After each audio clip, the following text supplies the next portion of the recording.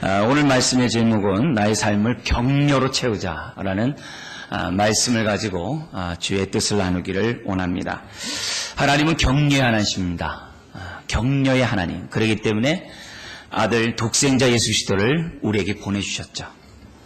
격려의 하나님이 아니셨다고 한다면 가장 아끼는 아들을 우리에게 보내주실 리가 없습니다. 그래서 주님이 이 땅에 육신을 입고 오셨다는 그 자체가 하나님이 격려의 하나님, 위로뿐만이 아니라 격려하시는 하나님이신 것을 우리에게 보여줍니다. 예수님도 이 땅에 격려의 주님으로 사셨어요. 함께 거하셨고 함께 웃으셨고 즐거워하셨고 함께 울으셨고 슬픔 가운데 눈물을 뿌리면서 고통의 자리에 우리 주님이 함께 하셨습니다. 결코 정죄하거나 사람들 다그치지 않았습니다. 현장에서 가늠하러 잡힌 그 여인에게도 내가 너를 정죄하지 않겠다라고 말씀하셨어요. 모든 자들을 용납하고 주님 앞에 오는 모든 자들을 용서하고 이해하고 품어주셨어요. 그래서 우리 주님의 사랑은 다음이 없다 그래요. 다음이 없어요. 어떠한 상황이 할지라도 우리가 주님 앞에 나아가면 주님 우리를 안으시고 우리를 이해하시고 우리를 돌보십니다. 성령님 역시 격려의 하나님이시죠. 그래서 우리 안에 오셔서 단순히 위로 차원에 머무는 것이 아니라 우리를 격려해서 푯대를 향해 나아가도록 하죠. 주의 뜻에 순종하도록 하게 하고 내가 온전한 것처럼 너희도 온전하라고 말씀하신 그 말씀을 이루도록 성령이 우리 안에서 계속 격려하죠. 독려하시죠. 심지어는 그리스도의 몸을 세우는 것이 쉽지 않고 어렵고 고통스러운 일이지만 헌신하고 섬긴다는 것이 쉽지 않지만 성령님 우리 안에 오셔서 격려하셔서 너의 섬김으로 교회가 세워지고 너의 섬김으로 하나님 나라가 확장되고 너의 섬김으로 사람들이 세워진다 하면서 격려하셔서 믿음의 경주를 다하게 하시죠. 포기하고 싶고 지치고 싶은 돌아서고 싶고 좌절하고 싶은 상황에서도 성령님은 우리 안에서 끊임없이 독려하시고 격려하시고 믿음의 경주를 향해 그리스도 몸을 세우는 일에 우리의 삶을 들도록 합니다. 고린도후서 5장 15장 58절에 말씀이 있어요. 그러므로 내 사랑하는 형제들아 견실하며 흔들리지 말고 항상 주의 일에 더욱 힘쓰는 자들이 되라. 이는 너의 수고가 주 안에서 헛되지 않은 줄을 알미라. 성부 하나님과 성자 하나님과 성령 하나님의 그 격려하심이 우리 가운데 있기에 정말 흔들릴 수밖에 없는 그런 상황에서도 더 힘쓰면서 믿음의 경주를 다 할 수 있는 것, 바로 우리 주님이 격려의 주님이기 때문이죠. 오늘 읽었던 우리가 이 말씀은 예수님이 자기 육체를 찢음으로 하나님 앞에 나아갈 수 있는 새롭고 산 길을 허락하셨어요. 그래서 우리가 믿음으로 이처럼 주님 앞에 나와 예배를 드려요. 우리가 이 자리에서 예배드리지만 영광의 보좌 앞에 우리가 예배를 드리는 믿음을 가지고 이 자리에서 예배를 드려요. 정말 우리가 하나님 앞에 이처럼 예배를 드릴 수 있던 것은 주님 육체를 찢으셨기 때문이죠.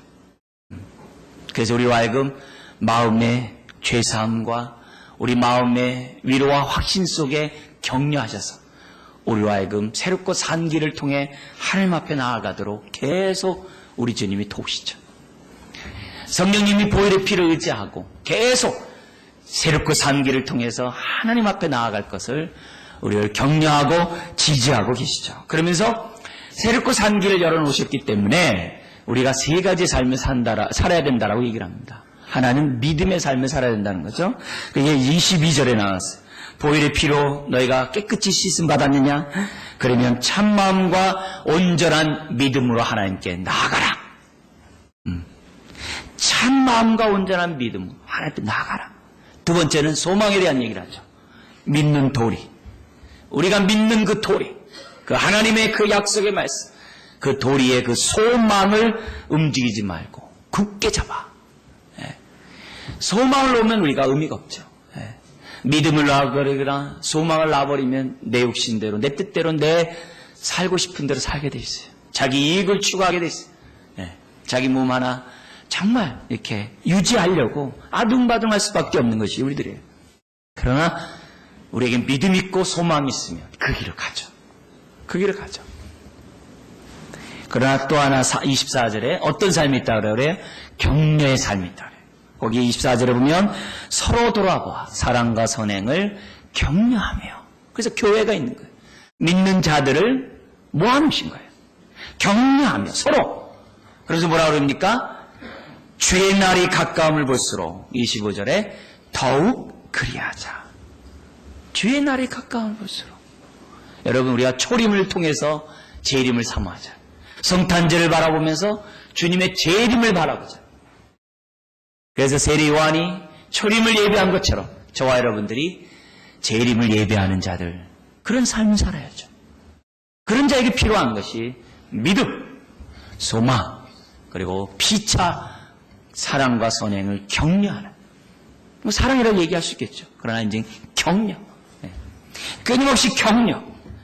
그걸 통해서 우리는 어떻게 돼요?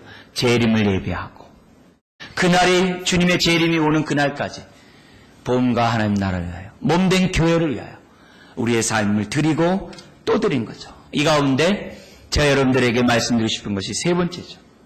서로 격려하라. 죄의 날이 가까움을 볼수록 서로 격려하라. 왜요? 우리가 격려하도록 이처럼 부름받았기 때문에. 하나님 왜 이렇게 교회를 모으셨어요? 교회 가운데 우리가 이렇게 함께 신앙생활하게 합니까? 피차 격려하라고. 여러분, 격려하지 않으면 우리는 이 험한 세상 살아갈 수 없어요. 격려가 있어야지만 연약한 무릎을 이렇게 세울 수 있어요. 격려가 있어야지만 사람들은 주를 위해 살 수 있고 하루하루 살아갈 용기와 담대함이 있습니다. 사람들이 왜 중대 포기합니까? 왜 힘을 잃습니까? 우리가 마땅히 해야 될 격려의 사명을 감당하지 않기 때문에, 피차하지 않기 때문에. 부부가 힘이 드는 거고, 집안이 힘든 거고, 직장이 힘든 거고, 세상이 힘든 거고, 교회가 힘든 겁니다. 그러나 우리가 격려할 때 사람은 어떻게 돼요? 힘을 내서 걷는 거죠. 할 수 없는 일도 격려하면 할 수 있죠. 내가 도저히 할 수 없다고 하는 그런 것도 피차 격려하면 우리는 그 어떤 일도 이룰 수 있습니다. 왜요? 우리 안에 주님이 계시니까. 할렐루야. 할렐루야. 격려가 없으면 사람들은 주님을 보지 못해요. 격려가 없으면 자기 일에만 눈에 띕니다. 발등에 불이 떨어진 것만 눈에 띕니다. 격려가 없으면 사람은 자기 중심으로 될 수밖에 없어요. 주의 뜻을 이룰 수가 없어요. 격려가 있어야 영안이 열리고, 우리의 갈 바가 보이고, 표대가 보이고, 십자가가 보이고, 새롭고 산 길이 보이고, 격려가 있어야 믿음의 삶을 살아갈 수가 있는 거죠. 여러분, 생각대로 안 되는 이유가 뭡니까? 격려가 없어서 그래요. 격려가 없어서. 우리는 격려를 위하여 부름을 받았습니다. 우리가 주의 뜻이 뭔지 알아요. 또 내가 어떻게 신앙생활을 했는지 다 알아요. 웬만큼 교회 생활 좀 며칠 하면, 흔히 말하는 2박 3일 정도 하면 다 합니다. 근데 생각대로 안 돼요. 왜요? 피차 사랑과 선행을 격려하라고 하는 하나님 말씀에 순종하지 않게, 결국은 남을 격려하지 않게 내가 위로를 받지 못한다. 내가 격려를 받지 못한다. 내가 격려를 해야 남도 나를 격려하는데, 피차 격려하지 않으니까 피차 무너지게 되고, 자기 일에만 빠르게 되고, 자기 일에만 급급하게 되고, 우선 어떻게 돼요? 내 것부터 챙기게 되는 거죠. 나의 일, 나의 가족, 내 것. 여기에는 하나님의 역사를 이룰 수 없습니다. 사단은 교묘하게 너 일부터 하라 그래요. 사단은 교묘하게 네가 갖춘 다음에 주의를 하라고 해요. 사단은 교묘하게 우리에게 김을 빼놓습니다. 그러나 성령님은 그때마다 할 수 있거든요. 무슨 말이냐? 믿는 자에게 능치 못하면 없다. 더한데 취할 줄도 알고, 가라는데 취할 줄도 알고, 좀 믿음 안에서 일체의 비결을 배우고 하라. 가시밭길이면 어떻고 돌짝밭이면 어떻고 믿음으로 그 길을 가라고 성령님은 우리의 깨달은 대로 가라고 격려합니다. 그래서 은혜를 받아야 돼요. 은혜를 받아야 됩니다. 그래서 믿음 안에서의 격려는 단순히 이루받고 그냥 그 자리에 주저앉는 것이 아니라 격려는 갈 바를 가게 하는 것이 격려입니다. 우리가 가야 할 바, 우리가 이루어야 될 비전, 주님이 원하는 그 뜻, 그것을 이루도록 가게 하는 것이 격려입니다. 위로와 차원이 다르죠. 위로가 다 포함되어 있는 그런 말이 격려입니다.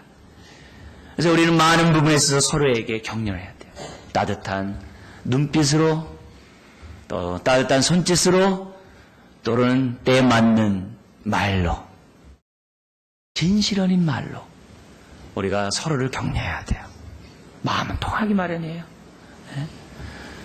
우리가 마음을 열고 사람들에게 격려하고, 하여튼 내가 할 수 있는 한도 내에서 격려를 해야 돼요. 내 마음이 전달되도록 우리가 하도록 해야 됩니다. 이제 그 가운데 오늘 특별히 여러분들에게 한 3가지 정도로 우리 격려를 할 때 어떻게 격려하면 효과적으로 할 수 있는가, 이런 부분들, 정말 어떻게 격려를 좀 잘해가지고 주의 뜻을 이룰 수 있는가, 우리 교회를 향한 하나님의 뜻을 이룰 수 있고 나를 구원하신 그 부름의 소망에 합당한 삶을 살아가게 할 수 있을까. 첫 번째는 격려할 때마다 우리의 마음이 순수하셔야 돼요.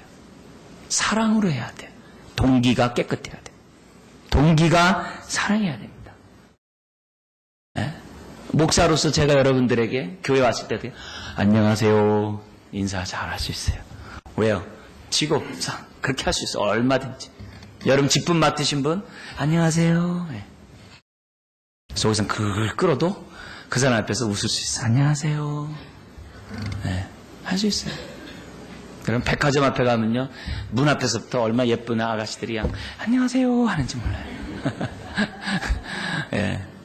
그 속마음이 어떤지 모르겠습니다만 참 잘해요. 네. 얼마든지 할 수 있어요. 그 사람은 고객에게 호주머니 돈을 빼냈는데 흔드는 거죠. 얼마든지 저와 여러분들이 다 할 수 있습니다. 신앙생활, 우리 교회에 나와 있는 한두 시간, 서너 시간, 우리 얼마든지 안녕하세요 할 수 있어요. 네? 여러분 그렇게 해가지고 서로에게 격려 안 됩니다. 그런 식으로는 교회가 세워지지 않습니다. 세워질 수가 없습니다. 네? 세워질 수가 없습니다. 그래서 우리가 격려하려고 하면 우리의 마음이 진실하고 순수해야 돼요. 내가 인사하고 말하고 교제하는 그 근본 동기가 사랑이 돼야 돼요. 정말 사랑 가운데 격려해야 돼요. 왜냐하면 주님이 그러셨거든요. 주님이 우리를 구원하고 우리와 함께하고 우리를 격려하는 목적이 주님이 우리에게 뭔가 받으려고, 어떤 유익을 구하려고 천만에요. 그렇지 않습니다. 오직 우리를, 저와 여러분들을 세우려고. 주님 우리를 만나주시고 우리에게 피 흘려주시고 우리와 함께하는 이유는 순수하십니다. 이해관계가 없습니다. 그래서 우리들이 서로를 만날 때마다 정말 진심으로 마음. 그럼 속이 불불 끓는데 어떡하냔 말입니까? 그래도 뭐 인상 쓰라는 얘기인가? 그 얘기가 아니죠.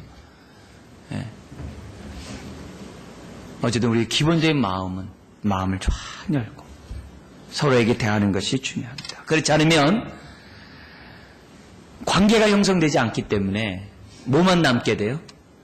진리만 남아요. 우리 진리 말이란 말은 이제 좋은 말이고, 내가 하고 전하고 싶어하는 그 말만 남아요. 하고 싶은 말만. 그러면 어떻게 돼요? 말만 전달하다 보면 옳고 그름만 얘기하게 돼 있어요. 어쩔 수 없어요. 옳고 그름만 얘기해요. 그리고 상대방이 말하는 그 말만 가지고 얘기할 수밖에 없어요. 그럼 자칫 잘못하면 상대방이 어떻게 돼요? 나를 쪼고 있다라고 생각할 수 있어요. 오히려 짧은 시간은 도움이 될는지 모르지만 시간이 지나면 지날수록 스트레스 받아요. 네. 왜요? 마음이 전달되지 않고 말만 전달되니까. 그렇게 해서는 사람을 세울 수 없어요. 주님이 원하는 방법이 아닙니다. 주님의 마음을 전달할 수가 없어요. 그렇게 해가지고는 하나님의 의를, 뜻을 이룰 수가 없음을 저는 여러분들 기억해야 돼요. 그래서 우리의 마음이 전달돼야 됩니다. 그래야지 피상적인 대화가 아니라 진실한 대화들이 오갈 수 있어요. 여러분, 피상적인 대화에서는 결코 교회를 세울 수 없습니다. 직장이야 이해관계가 있고 돈 관계가 있기 때문에 사람들이 이렇게 눈가리가 황할 수 있겠죠. 그러나 교회는 다릅니다. 네. 교회는 피상적인 모습만 가지고는 신앙생활이 안 됩니다. 피상적인 관계를 가지고는 나를 세울 수도 없고 교회를 세울 수가 없습니다. 네. 될 수가 없습니다. 네. 그렇기 때문에 우리는 마음을 열어야 돼요. 사실 모든 사람들은요, 저마다의 위장된 자기 가면들이 다 있어요. 우린 그걸 갖다 다른 말로 방어 기제라고도 그러고 방어 막이라고 그러고 뭐 가면을 썬다라고 얘기하고 다 얘기를 해요. 그래서 보여지는 모습이 실상이 아니에요. 예. 그 속에 자기의 실체가 다 있어요. 아주 노숙하고 세련된 사람일수록 그걸 감추죠. 예. 사회생활을 많이 하면 많이 할수록 정말 온갖 사회 경험을 다한 사람일수록 자기를 철저히 숨기죠. 예. 어쩌면 높은 자리에 있으면 있을수록 사람들은 철저하게 자기를 위장하죠. 그렇기 때문에 우리들이 서로를 바라볼 때마다 여러분 그 속사람을 볼 수 있는 눈들을 가져야 돼요. 그렇지 않으면 피상적인 얘기들만 오가게 돼요. 어쨌든 우리들이 진실한 격려를 하고 사람을 세우려 한다면 나부터 위장된 내 모습을 이렇게 열어야 돼요. 나의 진실한 모습을 보이고자 해야 돼요. 방어막을 갖고 있는 사람은 진실한 마음도 오해할 거예요. 제가 또 무슨 꿍꿍이 속이 있어요 저러는가. 네. 저 사람이 또 저렇게 하면 나에게 또 뭘 또 하려는가 오해할 거예요. 그러나 우리의 방어막을 내가 좀 열고 거칠의 말이 아니라 좀 마음의 얘기를 저 여러분들이 하고자 해야 됩니다. 그래야지만이 상대방이 나의 말을 받아들일 수 있어요. 두 번째는 대화를 할 때, 격려를 할 때 우리들이 알아야 될 것이 뭐냐면 내 마음도 여는 것도 중요하지만 상대방의 마음을 열도록 우리가 신경을 써야 돼요. 왜요? 아까 말씀드린 것처럼 다 가면들 갖고 있어요. 어떤 사람은 10개 갖고 있는 사람도 있어요. 어떤 사람은 사방팔방 다 갖고 있는 사람도 있어요. 어떤 사람은 단순해가지고 한 가지만 갖고 있는 사람도 있어요. 그러나 많은 경우에 사람들은 많은 가면을 쓰고 있어요. 그걸 우리가 피차 인정을 해야 돼요. 그리고 격려하는 사람들도 가면 속에 있는 그 사람의 필요를 진짜의 속사람의 모습을 자꾸 보도록 해야 돼요. 그리고 그 마음이 속사람의 마음이 열어지도록 자꾸 격려하셔야 됩니다. 그렇지 않으면 진실한 대화를 상대방으로부터 받을 수가 없습니다. 여러분 격려하려면은 속사람의 그 요구를 들을 수 있어야 돼요. 상대방의 그 필요를 들을 수 있어야 돼요. 저 같은 사람은 어떤 사람이에요? 여러분 겪어서 아시겠지만 전 노라고 잘 얘기를 못해요. 그래서 씩 웃으면 옆에서 그래요. 아 목사님 싫은가 보다 이렇게 알고 딱 얘기해요. 쓱 웃으면 아 목사님 마음에 안 드는가 보다. 벌써 이제 아는 사람들은 그렇게 얘기를 해요. 왜요? 저는 막내 아들을 잘라가지고 표현하면 의도 터졌어요 형들한테. 그러니까 살아남기 위해서 안 그런 척하면서 이렇게 제 마음을 이렇게 많이 이렇게 위장을 해요. 네. 왜요? 살아남아야 되니까 막내니까. 네. 여러모로 그게 또 편하니까 좋으니까. 그러면 그게 나름대로 어떻게 돼요? 그 가면 안에서 살아있어요. 반면에 또 어떤 사람들이 저 반대 사람도 있겠죠. 속상할 때마다 자기 감정을 다 드러내는 사람도 있겠죠. 그때마다 자기 표현을 다 드러내는 사람도 있어요. 그러나 저 같은 종류의 사람들은 어떻게 돼요? 야, 이때 세게 말했어야 되는데 후회하고, 세게 말한 사람들은 어떻게 돼요? 아이고, 내가 참았어야 되는데 내가 괜히 얘기했네. 다 그렇습니다, 사람들은. 그래서 왔다 갔다 냉탕온탕 왔다 갔다 해요. 그게 사람의 모습이기 때문에 우리가 대화를 하면서 상대방의 말하는 그 모습을 액면가대로 받는 것은 참 깊은 대화를 나누기 어려워요. 어느 순간까지는 그 사람의 진실한 마음이 뭔지를 자꾸 보려고 해야 돼요. 그리고 그 사람이 필요로 하는 게 뭔지를 자꾸 이렇게 헤아리려고 해야 돼요. 다 헤아릴 수는 없어요. 그러나 우리가 내가 자주 만나는 사람들, 자주 교제하는 사람들, 그 사람들에 대해서는 기본적으로 그 사람의 필요가 뭔지, 정말 진정 원하는 것이 뭔지, 그런 것들에 대해서 저 여러분들이 듣고 자야 돼요. 그럴 때 우리가 진정한 격려들이 오갈 수 있고 돌볼 수가 있는 거예요. 여러분, 격려는 성숙한 사람이 하는 겁니다, 사실. 어린아이 보세요. 얼마나 손이 많이 갑니까? 아이들 얼마나 어집힙니까? 얼마나 부모의 손길들이 많이 필요합니까? 왜? 어린아이니까. 그러나 어른이 되면 자기가 알아서 다 정리하죠. 그런데 실질적으로 이렇게 보면 사람들마다 다 어떻게 돼요? 나이가 먹었어도요, 어른이 되었어도요, 다 사랑받고 싶어하는 마음이 다 있습니다. 그래서 뭐예요? 집 바깥에 나가면 막 어지럽혀요. 교회 와오면요, 왜 이렇게 어지럽힌지 몰라요. 앉은 자리들이 왜 이렇게 지저분한지는 몰라요. 에? 집에는 그렇게 안 할 거예요, 제가 볼 때. 근데 교회 오면은 그냥 막 널브러져 있어요. 치는 사람 따로 있고 어지럽힌 사람 따로 있고 다. 왜 그래요? 에? 사람들 바깥에 나가서는 자기 마음대로 자기에게 돌봄을 받기 원하는 일들이 참 많아요. 왜요? 아직도 영적으로 미성숙하고 어리기 때문에. 그런 가운데서 남을 위로하기가 참 어려워요. 왜? 나를 받아주세요. 나에게 좀 관심 써주세요. 나를 사랑해주세요. 그런 마음으로 살고 있기 때문에 남을 격려하기 어려워요. 그러나 모든 사람들이 격려받기 원하기 때문에 여러분, 아무리 딱딱한 사람도, 아무리 히히설 이렇게 웃는 사람도 다 속사람은 다 격려받고 싶어 합니다. 네? 그렇기 때문에 우리가 참된 격려를 하려고 한다면 그 사람이 쓰고 있는 그 가면 속을 볼 수 있는 안목들을 자꾸 갖고 자요. 그래서 말할 때마다 저 사람이 왜 저렇게 짜증 얘기하는가? 저 사람이 왜 이렇게 세게 얘기하는가? 저 사람이 왜 저렇게 저기 하는가? 심지어 저 사람이 왜 이렇게 웃고 있는가? 실질적으로 속상할 텐데. 그 속마음을 우리들이 보고자 할 때 그 사람의 가면을 내가 벗길 수 있어요. 왜요? 나는 이미 마음을 열고 나왔기 때문에. 그러면 상대방도 상대방의 가면을 열고 나에게 다가올 수 있어요.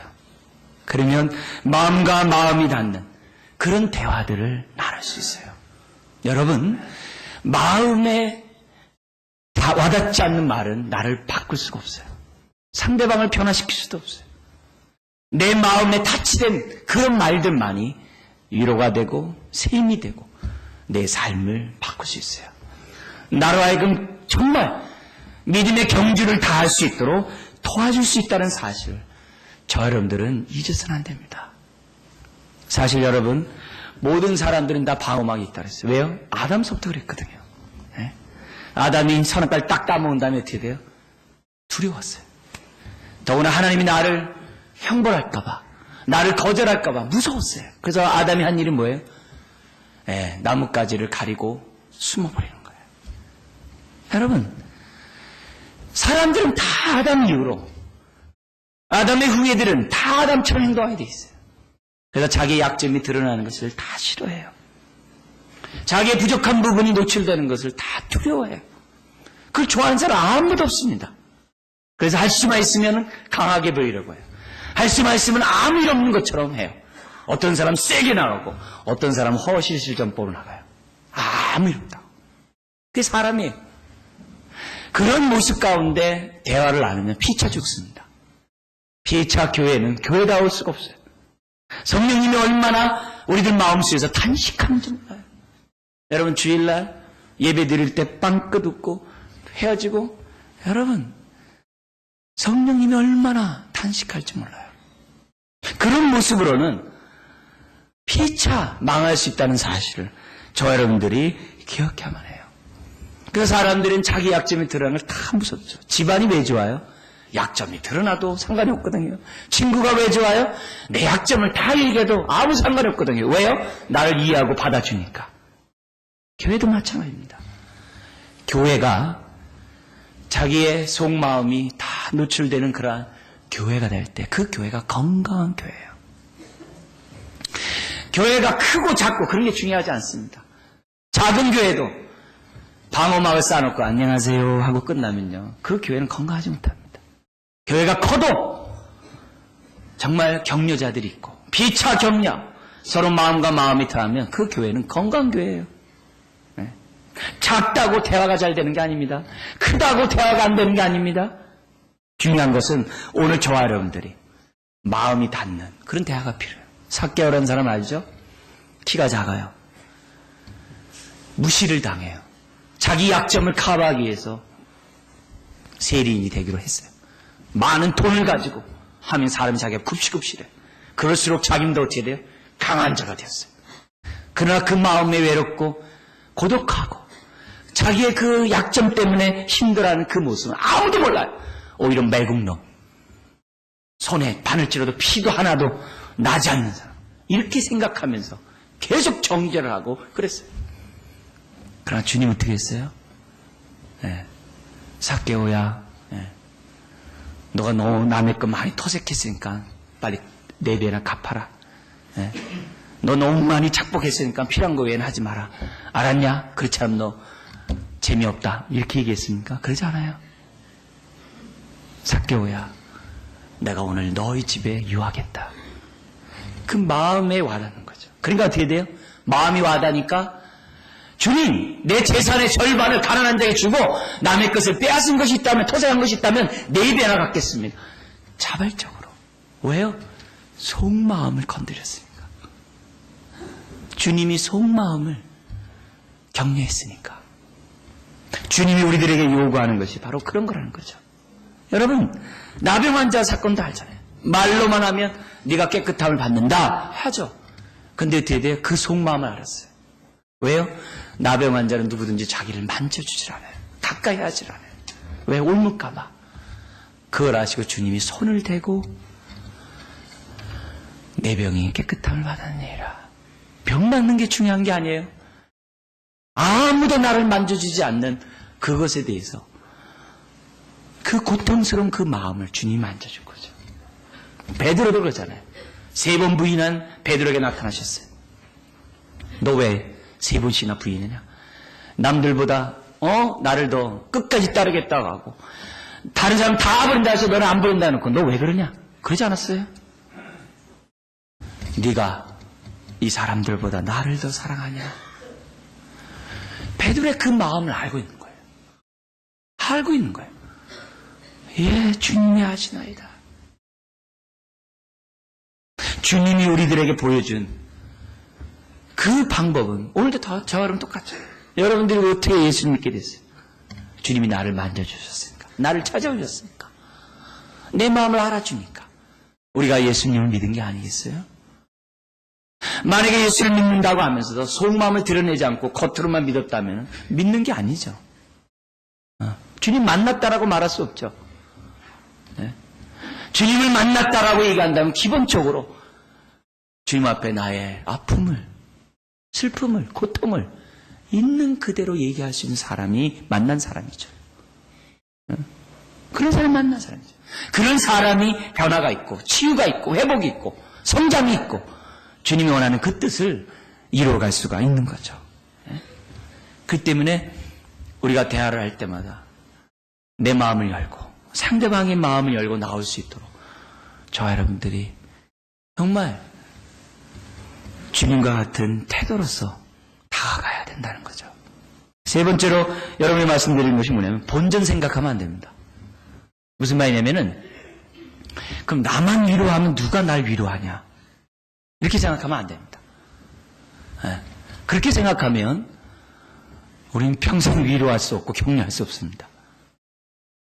여러분, 남들을 격려하다가 고갈당한다 하더라도, 남들을 격려하다가 나 이제 지쳐서 나 이제 포기할래. 여러분, 그런 상황이 온다 하더라도 여러분 잘 처리해야 됩니다. 만약에 격려하다 지치고 누가 나를 격려하지? 격려받지 않는데 내가 격려할 필요 뭐 있어? 하면서 격려를 포기하면 그건 성령의 생각이 아닙니다. 그건 최소한 성령의 사람이 아닙니다. 우리는 그런 생각이 들 때가 있어요. 들죠? 오죽했으면 모세도 화가 나가지고 반석을 그냥 두 번째 꽝꽝 쳤겠습니까? 이 배역한 백성. 사람들이 그런 마음이 다 있죠. 부모들이 자식들을 막 돌보다 보니까 어떻게 속상해가지고 포기한 그런 일도 있죠. 사랑하는 자녀에게 올 수 있고요. 근데 하물며 성도들끼리 어찌 그런 마음이 생겨나지 않을 수 있겠습니까? 그러나 그런 마음이 생겨난다 하더라도 우리는 격려를 포기하면 안 돼요. 왜요? 그게 우선이에요. 오히려 그런 마음을 가지고 하나님께 기도해야 돼요. 하나님, 내가 이 답답한 이런 마음, 포기하고 싶어하는 이런 마음을 어떻게 처리해야 할까요? 하나님 앞에, 십자가 앞에 나아가서 우리의 고통을 주님 앞에 얘기하면 하나님이 여러 방법으로 우리를 위로하고 격려하세요. 어떤 사람들은 나의 격려를 통해서 사람들이 막 이렇게 세임을 얻는 걸 보면서 위로를 받는 사람들이 있어요. 어떤 사람들은 내가 그렇게 울었더니 하나님이 나에게 특별한 은혜를 베푸셔서 하나님의 인재를 경험하게 하세요. 신기하리만큼. 또 어떤 사람은 그렇게 격려를 했더니 내 삶이 갑자기 형통해지는 경험들을 하게 하세요. 예전과 다른 뭔가 하나님이 나를 돌보고 있다는 것을 볼 수 있도록 하나님이 드디어 격려하게 하세요. 심지어는 그런 순간에 말맞따라 예기치 않은 사람들 통해서 격려를 받아요. 예기치 않은 사람들, 다양한 사람을 통해서 하나님은 우리를 격려하고 있다는 거죠. 네.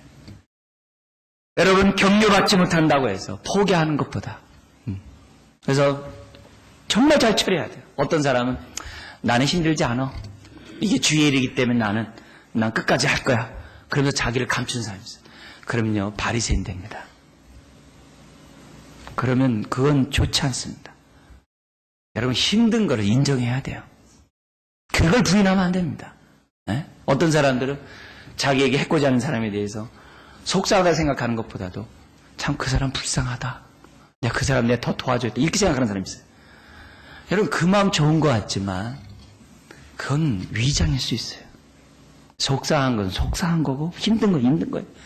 그걸 부인하자는 게 아니에요.